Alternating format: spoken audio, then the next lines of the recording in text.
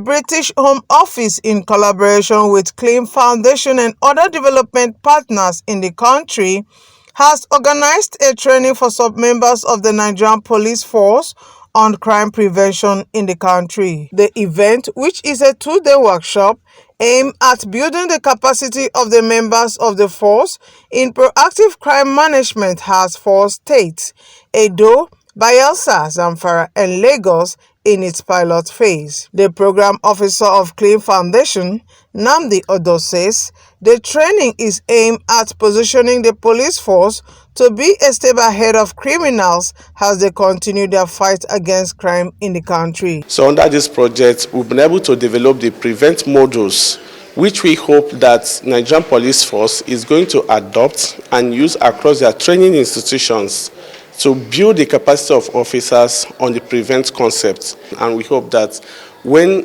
the police force at the center adopts this initiative, we have every reason to believe that 5 to 10 years to come, there will be significant reduction in serious and organized crime in Nigeria. We're walking through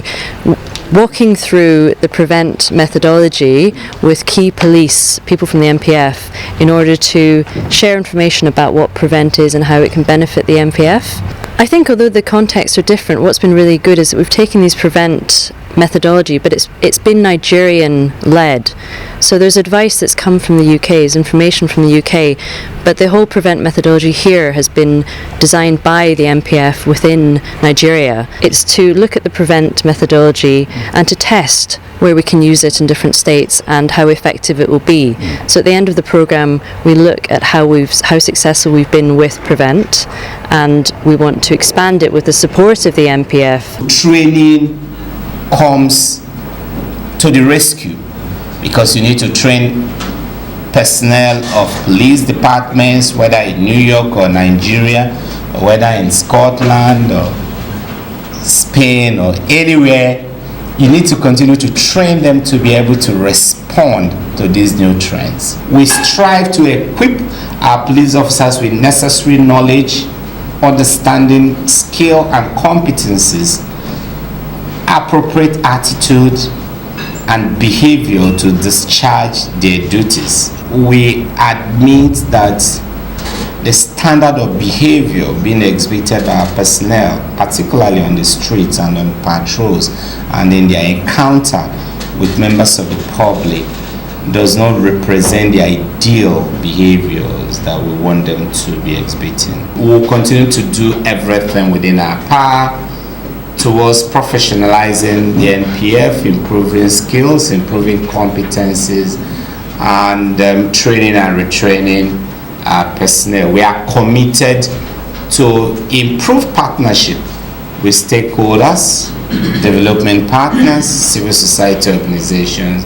and other training institutions, local and international. Police on their own cannot solve all the crime. Majority of the crime starts from the fact that there is a lot of poverty, unemployment, and police are not the people providing employment for young people. So their responsibility is to prevent, and this is one of the reasons we are here, and is to be able to look at those areas where they can reduce crime, and the ones they cannot get, they need to be able to pursue the criminals. The citizens and the NGOs, they have the secondary responsibility to support the police. So we are all responsible for securing our country. I think what the federal government can do is to show more willingness that this is one of those areas that's so important. Crime has always been with us, and I don't think people understand this, and it's not going to be totally eradicated. It's always going to be with us. I think what we have to do now is to start looking at emerging crime so we can start doing something to prevent them.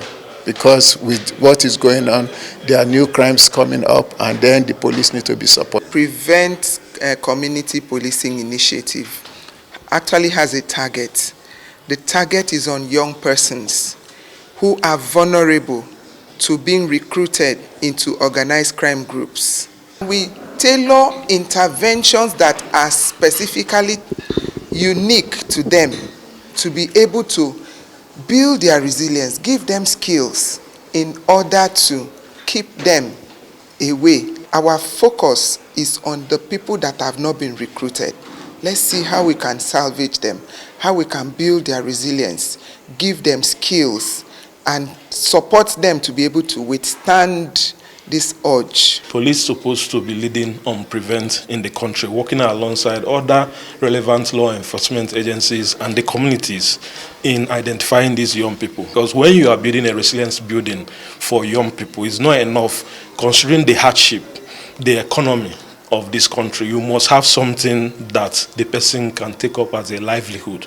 If not, the resilience might not be enough. Possibly take the prevent principles to their training schools, where everybody gets to understand that there is another layer down crime prevention where we can actually work with the youths.